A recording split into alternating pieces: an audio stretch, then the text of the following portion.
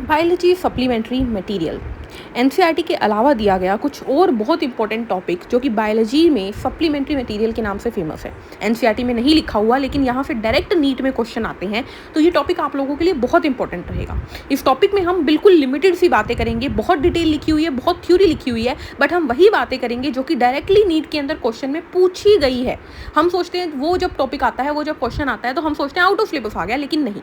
आइए देरी न करते हुए शुरू करते हैं। सबसे पहले फ्रेगमेंटेशन की एक लाइन से। फ्रेगमेंटेशन का मतलब आपको पता है, फ्रेगमेंटेशन का एग्जाम्पल देख लीजिए। It occurs in some alga like Spirogyra, fungi, some annelids and sea stars. Regeneration की बात करें तो it is the process of renewal, restoration and growth. ये किस में होता है? तो ये हाइड्रा में, प्लेनेरियन फ्लैटवर्म्स, एकाइनोडर्म्स, लिजर्ड की टेल में एंड ह्यूमन की लीवर के अंदर भी देखा जाता है रीजनरेशन। इसके बाद चलते हैं sexual reproduction of flowering plants में फ्रूट फॉर्मेशन की सिग्निफिकेंस। तो फ्रूट जो होता है उसका काम है सीड को बचाकर रखना ड्यूरिंग अनफेवरेबल कंडीशन, ये आपको ध्यान रखना है। इसके अलावा फ्रूट हमें क्या देता है? तो it is the source of sugar, protein, oil, organic acid, vitamin and minerals. उसके बाद लिखा हुआ है सम फ्रूट में provide nutrition to developing seedlings. क्या मतलब है इस बात का? इस बात का मतलब है कि मान लीजिए आम आपने खाया, उसकी गुठली फेंक दी तो उससे एक पेड़ निकल आएगा, यानी आप आम को, उसकी सीडलिंग को डेवलप करने में मदद कर रहे हो। तो यही तो बात है ना, फ्रूट ने आपको खाना नहीं दिया, फ्रूट ने आपका फायदा उठाया। ये आपको ध्यान रखना है अपनी सीडलिंग को उगाने के लिए। इसके बाद ऐसे फ्रूट जिनके पास हार्ड सीड पाई जाती है, क्या पाई जाती है? हार्ड सीड, वो फ्लैशी सॉफ्ट पेरिकार्ड से सराउंडेड होते हैं, जैसे कि अमरूद यानी गुआवा। और जो सॉफ्ट सीड वाले होती हैं उनके पास हार्ड फ्रूट शेल होती है, जैसे कि एलमंड। पॉलीजेनिक इनहेरिटेंस की बात करते हैं तो एक बंदा था जिनका नाम था गाल्टन। इन्होंने 1883 में क्या सजेस्ट किया? इन्होंने कहा instances of continuous variation are heritable. ये बात इन्होंने की जो कि तुम्हें याद रखनी है। इसके बाद हमें याद रखना है कि पॉलीजेनिक इनहेरिटेंस को क्वांटिटेटिव इनहेरिटेंस भी कहते हैं, क्योंकि यहाँ पर 3 और 3 से ज़्यादा जीन्स हमारे फिनोटाइप को कंट्रोल करते हैं। ठीक है, तो और इसी को मल्टीपल फैक्टर इनहेरिटेंस भी क्यों कहा जाता है? क्योंकि ये मल्टीपल फैक्टर्स हमें कंट्रोल कर रहे हैं, यानी multiple genes, ultimately factor are genes. इसके बाद आपको ध्यान रखना है कि अगर हम पॉलीजेनिक इनहेरिटेंस का क्रॉस करवाते हैं, F2 प्रोजेनी के अंदर ग्राफ बनाएंगे तो वो ग्राफ कैसा आएगा? इन्वर्टेड बेल शेप कर्व आएगी, ये आपको ध्यान रखना है। पॉलीजेनिक इनहेरिटेंस के 2 और एग्जाम्पल है, kernel colour in wheat and cob length in maize. Remember, okay. Next चलते हैं प्लियोट्रोपी पे। प्लियोट्रोपी हमें पता है क्या होता है, जब एक सिंगल जीन जो होता है वो कंट्रोल करता है फिनोटाइप को। इसके 2 एग्जांपल आपको याद रखने हैं। फिनाइल कीटोन्यूरिया आपने पहले ही पढ़ा हुआ है, बट उसके अंदर आपको ध्यान रखना है, नीट में क्वेश्चन भी आ चुका है कि फिनाइल एलानिन हाइड्रोक्सिलेज एंजाइम जो होता है वहां पर इफेक्ट होता है और उससे मेंटल रिटार्डेशन आ जाती है, रिडक्शन इन हेयर्स, बाल कम हो जाते हैं, एंड स्किन पिगमेंटेशन हो जाती है। ये आपको ध्यान रखना है in the case of phenyl ketonuria. And दूसरा एग्जांपल है ड्रोसोफिला, वाइट आई म्यूटेशन होती है जिससे कि उनकी बॉडी पे डी पिगमेंटेशन हो जाती है जगह जगह। देन चलते हैं नेक्स्ट पार्ट के ऊपर, कलर ब्लाइंडनेस के ऊपर। तो कलर ब्लाइंडनेस एक रिसेसिव सेक्स लिंक्ड ट्रेट है, ये एक्स क्रोमोसोम से जुड़ा हुआ है। इसमें इंसान रेड और ग्रीन कलर में डिफरेंस डिस्टिंग्विश नहीं कर पाता और ये क्रिस क्रॉस इनहेरिटेंस शो करता है। थैलेसीमिया पे चलेंगे तो थैलेसीमिया एक जेनेटिक डिफेक्ट है, ये म्यूटेशन ऑफ द जीन से होता है। म्यूटेशन होती है एडिशन या डिलीशन की वजह से। थैलेसीमिया क्या, ये ग्रुप ऑफ डिसऑर्डर है जो कि सिंथेसिस ऑफ ग्लोबिन पेप्टाइड की वजह से होती है, ग्लोबिन पॉलीपेप्टाइड। ठीक है, अल्फा, बीटा, डेल्टा 3 टाइप के थैलेसीमिया होते हैं, alpha thalassaemia, beta thalassaemia, delta thalassaemia. Alpha और बीटा ग्लोबिन डिफेक्टिव हो जाते हैं इनमें। अगर बात करें हम अल्फा थैलेसीमिया की, तो इसके बारे में आपको क्या याद रखना है? इसके बारे में आपको याद रखना है कि it involves HbA1 and HbA2 genes and it shows mendelian recessive fashion. 16th chromosome के इफेक्ट से होता है, 2 जीन लोकाई है यानी 4 एलील है। इसके अंदर अल्फा ग्लोबिन कम हो जाते हैं जिसकी वजह से अल्फा ग्लोबिन चेन बढ़ जाती है, अल्फा ग्लोबिन चेन कम हो जाती है जिससे कि बीटा चेन, गामा चेन बढ़ जाती है। वो जाकर अनस्टेबल टेट्रामर बनाएंगे, हीमोग्लोबिन को ऑक्सीजन से जुड़ने नहीं देंगे, ultimately abnormal oxygen dissociation curve बनेगी। बीटा थैलेसीमिया जो होता है वो 11th क्रोमोसोम के HBB जीन की म्यूटेशन से होता है, इसके ऑटोसोमल रिसेसिव कहते हैं। एंड इसके अंदर क्या होता है, बीटा जो होता है, बीटा ग्लोबिन चेन तो कम हो जाती है, ठीक है, अल्फा ग्लोबिन चेन बढ़ जाती है जिसकी वजह से वो जाकर रेड ब्लड सेल की मेम्ब्रेन के साथ बाइंड कर लेती है। अब वो आरबीसी की मेम्ब्रेन के साथ बाइंड करेगी तो आरबीसी की मेम्ब्रेन को डैमेज होगा, और अगर वो डैमेज बढ़ जाए तो हाई कंसंट्रेशन में वो टॉक्सिक एग्रीगेट, जहरीले पदार्थ बना लेती है। तीसरा है डेल्टा थैलेसीमिया। पहले तो इसका नाम याद रख लो कि ये कोई चीज़ भी है। देन याद रखना है about 3% of adult haemoglobin is made up of alpha and delta chain. अब चलते हैं डेंगू के ऊपर। डेंगू क्या चीज़ है, तो डेंगू के बारे में पहले याद रखना है DENV, जहां पर भी दिखे इसका मतलब हम डेंगू वायरस की बात कर रहे हैं। ये एक single positive stranded RNA virus है जिसकी फैमिली है फ्लेविविरिडी एंड जीनस है फ्लेविवायरस। ठीक है, ये जो होता है वो एडीज मच्छर से फैलता है, और कौन सा एडीज, एडीज इजिप्टाई। रिमेंबर, इसके अंदर हीमोरेजिक फीवर हो जाता है, यानी हाई फीवर हो जाता है, सीवियर केस है, ये मल्टीफैक्टोरियल है, बहुत सारे फैक्टर्स की वजह से होता है। इसके सिम्टम्स हैं फीवर होना, सिर दर्द, मसल पेन, ये सब इसके फीवर्स हैं। जॉइंट पेन होता है जिसे ब्रेक बोन फीवर भी कहते हैं। चिकनगुनिया की बात करें तो ये चिकनगुनिया वायरस से होता है। ऐसा वायरस जो कि एक RNA वायरस है, अल्फा वायरस की कैटेगरी से है, इसीलिए इसे वायरल डिसीज कहते हैं। इसके अंदर फीवर हो जाता है, सीवियर जॉइंट पेन हो जाता है, मसल पेन, सिर दर्द, नोजिया, फैटीग, रैश, ये सब कुछ इसमें होता है। इसके अंदर फीवर आता है और फिर 2 से 7 दिन तक लगातार रहता है, और जॉइंट पेन आता है तो कई हफ्ते, कई महीने भी चल जाता है। ठीक है, कई बार कई साल भी चल जाता है। देन बात करते हैं इस वायरस की फैलने की, तो ये एडीज इजिप्टाई और एडीज एल्बोपिक्टस से फैलता है, ये आपको ध्यान में रखना है। क्लियर है हमारी बात चिकनगुनिया की भी। आगे बढ़ते हैं मॉलिक्यूलर बेसिस ऑफ इनहेरिटेंस पे। तो राइस जीनोम प्रोजेक्ट की बात करेंगे कि राइस जीनोम एक ज्वाइंट प्रोजेक्ट है किस का, NIAS यानी national institute of aerobiological science, forestry and fisheries यानी staff, ministry of agriculture, forestry and fisheries NAFF, and society for techno innovation of agriculture genome research programme. उसके बाद एक line याद रखनी है कि gene is a blueprint of life. Question आ जाता है dash is a blueprint of life या what of these is called as blueprint of life. Answer option tick हो जाएगा जी। Rice has the smallest genome of 430 MBPS, ये आपको ध्यान रखना है। जीनोमिक्स क्या होती है, जेनेटिक कंटेंट की स्टडी, जीनोमिक्स हो गया। फीचर्स, अगर आपको कहीं पे एरबिडोप्सिस नाम दिख जाए तो समझ लीजिएगा वो राइस जीनोम से जुड़ा हुआ है।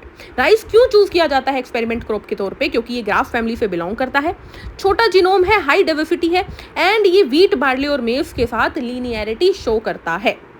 एविडेंस फ्रॉम एम्ब्रियोलॉजी की बात करें तो हमें ध्यान रखना है कि अब अगर हम वर्टिब्रेट्स के एम्ब्रियो को देखें तो वो एम्ब्रियो के अंदर row of vestigial gill slits बनाती है बिहाइंड द हेड।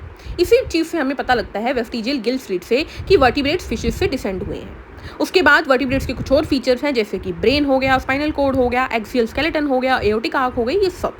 ठीक है, उसके बाद आपको याद रखना है कि अर्नस्ट हैकेल ने एक बात बोली थी, वो क्या थी, ओंटोजेनी रिकैपिचुलेट फाइलोजेनी। ये बात आपको ध्यान रखनी है, इसे बायोजेनेटिक लॉ भी कहते हैं। बाद में ये डिसअप्रूव भी हो गई। इसके एग्जांपल्स याद रखने हैं कि प्रोटोनिमा जो कि अर्ली स्टेज होता है मोस या फर्न गेमिटोफाइट का, ये बिल्कुल एल्गी जैसा दिखता है।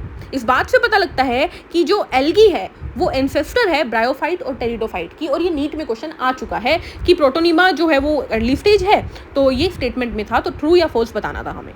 नेक्स्ट आपको याद रखना है कि जिम्नोस्पर्म को अगर हम देखें तो वैसे वो पानी पे डिपेंड नहीं करता फर्टिलाइजेशन के लिए, लेकिन कुछ जिम्नोस्पर्म जैसे कि साइकस, जिंक को, ठीक है, क्या ध्यान रखना है आपको, कुछ जिम्नोस्पर्म्स जैसे कि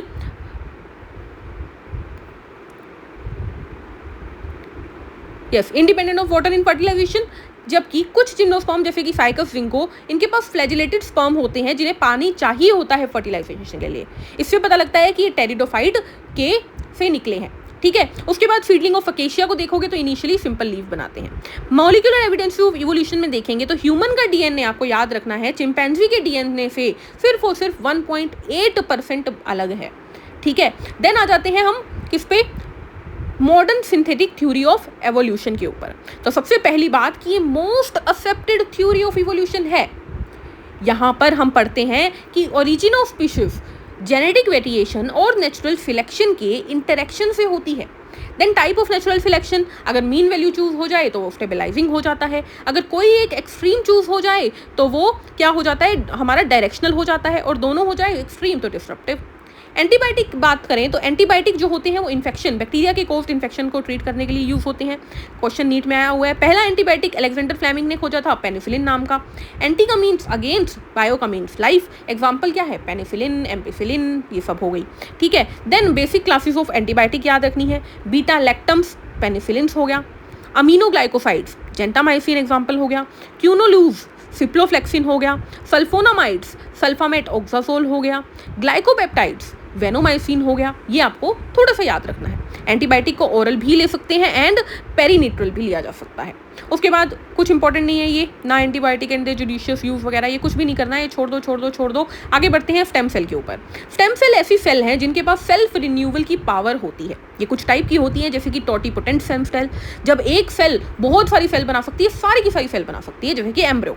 दूसरी हो गई प्लूरोटोटिपोटेंट स्टेम सेल, प्लूरोप्रोटेंट, इसमें एक जो सेल है वो कुछ एक सेल्स और बना सकती है, जैसे कि इनर मास सेल्स हो गई।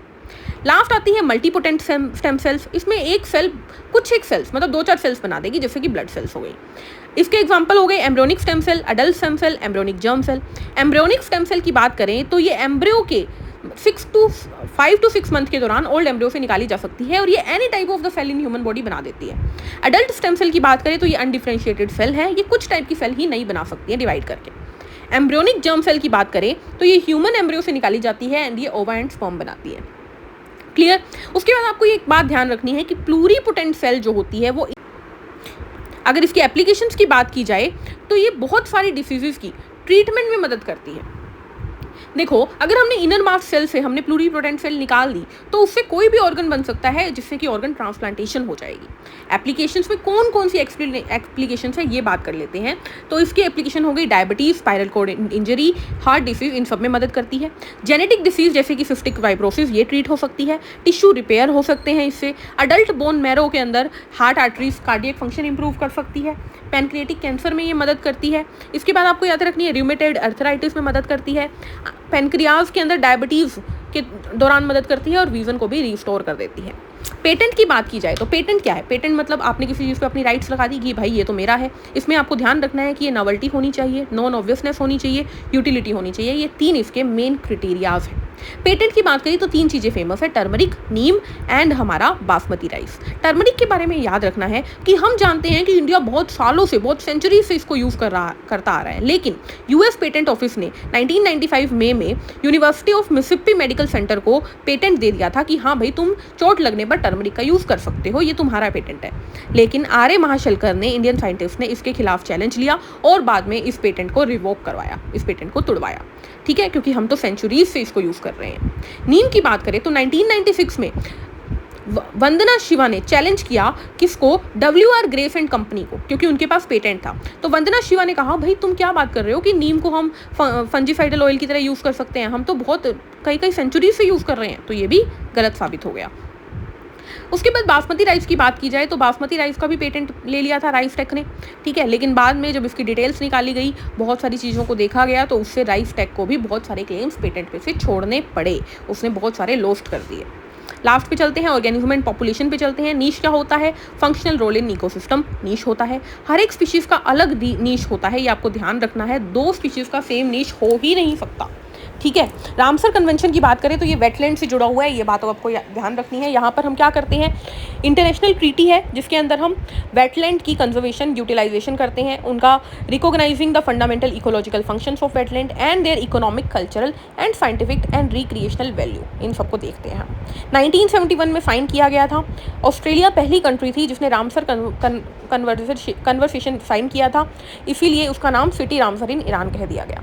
ये रामसर वेटलैंड से जुड़ा हुआ है, जैसे कि marshal lake, coral reef etcetera. Then चलते हैं आगे आगे आगे, ये इंपॉर्टेंट नहीं है, आगे आ जाते हैं। 6 किंगडम क्लासिफिकेशन कार्ल वुथ हाफ ने दिया था। इन्होंने आर्की बैक्टीरिया एक नई क्लास जोड़ दी थी 5 किंगडम में। 3 डोमेन ऑफ लाइन में 3 डोमेन थे, archaea, bacteria and eukarya. Archaea में बैक्टीरिया आ गए और यू बैक्टीरिया में यूकैरियोट्स आ गए, जैसे कि बाकी चारों किंगडम हो गए, protista, monera, plantae, animalia. Seed germination की बात करें तो क्या होता है हमें पता है, लेकिन सीड जर्मिनेशन के लिए क्या क्या चाहिए? तो सीड जर्मिनेशन के लिए हमें पानी चाहिए एंड ऑक्सीजन चाहिए, हमें नहीं सीड को, ठीक है। सीड जर्मिनेशन के दौरान सबसे पहले रूट सिस्टम डेवलप होता है, ये बात आपको ध्यान रखनी है। देन 2 एग्जाम्पल याद रखिएगा, राइजोफोरा एंड सोनेरेटिया। इन दोनों के अंदर विविपेरी शो की जाती है। विविपेरी का मतलब क्या है कि एक प्लांट लगा हुआ है, उसकी सीड से नया प्लांट उसी प्लांट के ऊपर ही जुड़ा जुड़ा ग्रो होगा, ठीक है। पेरेंट प्लांट पे ही जो नया प्लांट है वो ग्रो होगा, फिर उसका धीरे धीरे वेट बढ़ेगा और फिर वो सेपरेट होकर साइड में गिर जाएगा। इसी को विविपेरी कहते हैं, ये आपको ध्यान रखना है। क्लियर है इतनी बात आप लोगों को? ये इंपॉर्टेंट है टॉपिक सारे के सारे, यहाँ से एक लाइन के डायरेक्ट क्वेश्चन बन रहे हैं, तो इसलिए आपको ये पढ़ने ज़रूरी है। सीड डोरमेंसी की बात कर लेते हैं। सीड डोरमेंसी क्या होती है? कुछ भी नहीं, हमें अच्छे से पता है। सीड डोरमेंट हो गई, सीड जो है वो सो गई। Suspended growth and does not germinate as soon as it formed. ठीक है, सस्पेंडेड ग्रोथ होती है और जैसे ही सीड बनती है वैसे ही वो ग्रो नहीं करती, एक बार के लिए अपनी ग्रोथ को सस्पेंड कर लेती है। आगे बात करते हैं डायबिटीज़ इंसिपिडस की। तो एडीएच एंटी डायूरेटिक हार्मोन की वजह से होता है, ये पोस्टीरियर पिट्यूटरी से निकलता है। ये करता क्या है, तो वाटर की एब्जॉर्प्शन करवाता है। तो अगर एडीएच की कमी हो जाएगी बॉडी में तो पानी जो है वो यूरिन में ज़्यादा आने लग जाएगा, प्यास ज़्यादा लगने लग जाएगी, इसी को डायबिटीज़ इंसिपिडस कहते हैं। ठीक है, जबकि उल्टा क्या होता है, डायबिटीज़ मेलिटस, जिसमें ब्लड शुगर आने लग जाती है यूरिन में। आर्टिफिशियल किडनी हमारी हीमोडायलिसिस हो गई। ठीक है, लोकोमोशन एंड मूवमेंट के लिए 3 चीज़ें फेमस थी, amoeboid movement, ciliary movement, muscular movement, ये 3 हमारी बॉडी में होती थी। लेकिन एक और एग्जाम्पल याद रखना है, फ्लैचुलर मूवमेंट भी होती है स्पर्म के अंदर। ठीक है, मतलब स्पर्म शो करता है। सेंस ऑर्गन की बात करें तो हमारे पास 5 सेंसेस हैं, touch, vision, hearing, smell and taste, जिसके अंदर टच जो होती है वो जनरल सेंस होती है, जबकि बाकी चारों जो बची, vision, hearing, smell and taste, ये सब क्या है, स्पेशल सेंसेस हैं। अब एक एक करके इन सेंस की बात करेंगे। तो सबसे पहले बात कर लेते हैं कि स्मेल रिसेप्टर्स जो होते हैं वो टंग से 3400 टाइम्स ज़्यादा सेंसिटिव होते हैं। सेंस ऑफ स्मेल की बात करें तो नोज के पास जो रिसेप्टर है सेंस ऑफ स्मेल को ऑल्फैक्शन कहते हैं। ठीक है, नोज के पास जो रिसेप्टर है वो कहाँ पे है स्मेल के लिए, तो आपको ध्यान रखना है कि ये कहाँ पे है, in the mucus coated thin yellowish patch of modified pseudostratified epithelium, जिसे हम ऑल्फैक्टरी एपिथीलियम कहते हैं। ये रूफ ऑफ नेजल कैविटी में पाया जाता है दोनों तरफ। ठीक है, नेजल सेप्टम की दोनों तरफ। देन बात कर लेते हैं ऑल्फैक्टरी एपिथीलियम जो होती है उसके पास 3 टाइप की सेल होती हैं, olfactory receptor cell, columnar supportive cell and short basal cell, और इनके पास बाईपोलर सेंसरी न्यूरॉन पाए जाते हैं। बात करते हैं सेंस ऑफ टेस्ट यानी गस्टेशन की। तो इसमें आपको याद रखना है कि ह्यूमंस के पास लगभग 10,000 टेस्ट बड हैं, जिनके अंदर लगभग 40 स्पेशलाइज्ड रिसेप्टर सेल है, जिन्हें हम गस्टेटरी सेल कहते हैं, जिनके ऊपर छोटी छोटी माइक्रोविलाई मिलती है, और उन्हीं माइक्रोविलाई से बनी हुई नैरो ओपनिंग को टेस्ट पोर कहते हैं। ठीक है, टेस्ट का जो सेंटर है वो हमारे ब्रेन के सेरिब्रल कॉर्टेक्स के अंदर पाया जाता है। सेंस ऑफ टच की बात करें तो इसके बारे में आपको याद रखना है कि लार्जेस्ट सेंस ऑर्गन हमारी स्किन ही है। ठीक है, उसके बाद स्किन जो होती है उसकी तरफ हमेशा डेंड्राइट्स का फेस होता है, आइदर फ्री डेंड्राइट्स और एनकैप्सुलेटेड डेंड्राइटिक पार्ट आते हैं। ठीक है, स्किन की तरफ। फिर 2 बातें याद रखनी है, म्यूसिनल कॉर्पसल्स और पेसेनियन कॉर्पसल्स। म्यूसिनल कॉर्पसल क्या होती है, जब छोटे छोटे रिसेप्टर स्किन की तरफ हो जिसके अंदर कई सारे डेंड्रोड्स मिलके श्वान सेल से सराउंडेड हो। ठीक है, ये finger tip and soles of feet पे पाई जाती है। जबकि पेसिनियन कॉर्पसल क्या होती हैं, जब जो लार्ज एग शेप्ड बॉडी होती है वहाँ पे एक सिंगल डेंड्राइट भी जब कैप्सूल सेल से, श्वान सेल से कैप्सुलेटेड हो तो उसे बोलते हैं पेकिनियन सेल्स। ये हमारी डीप इन द डर्मिस पाई जाती है, सब क्यूरेनियस टिश्यू ऑफ द स्किन में। ठीक है, जब ज़्यादा प्रेशर डालोगे तब पेकिनियन को पता लगता है, थोड़े से प्रेशर से मीजनर ही जागता है। ठीक है, क्योंकि वहाँ पे ग्रुप के ग्रुप बंधे हुए हैं श्वान सेल के। ठीक है, तो मीजनर ज़्यादा एक्टिव होता है। लास्ट टॉपिक पे चलते हैं, एक्सपोथैलेमिक ग्वाइटर और एडिशन डिसीज। एक्सपोथैलेमिक ग्वाइटर, पहले तो नाम कहाँ से आया, चलिए वो भी देख लेंगे। एक्सपोथैलेमोस से आया है। ठीक है, इसे ग्रेव डिसीज भी कहते हैं, जब एक्सेसिव सिक्रीशन हो जाए थायरोक्सिन हार्मोन की, जिससे कि थायराइड ग्लैंड एनलार्ज हो जाए। ये एक ऑटो इम्यून डिसीज है जिसमें हमारी बॉडी एंटीबॉडी बनाती है, जिससे कि थायराइड ग्लैंड ज़्यादा थायरोक्सिन बनाने लग जाता है और ग्रो कर जाता है। इसके अंदर मेटाबॉलिक रेट बढ़ जाता है, स्वेटिंग हो जाती है, बहुत तेज इरेगुलर हार्ट बीट हो जाती है, वेट लॉस हो जाता है, भूख ज़्यादा लगती है, डाइजेशन तेज हो जाता है, फ्रीक्वेंट बॉल मूवमेंट, नर्वसनेस हो जाती है। इसमें एक्सोथैल्मोस भी कहते हैं इसे, क्योंकि इसमें आई बॉल का प्रोट्रूजन हो जाता है, वहीं से नेम आया एक्सपोथैलेमिक ग्वाइटर। ठीक है, अब क्या होता है, ग्वाइटर क्या होता है, जब आयोडीन की बॉडी में कमी हो जाए तो उसे ग्वाइटर कहते हैं। ये हाइपो का एग्जाम्पल है, ना कि हाइपर सिक्रीशन का।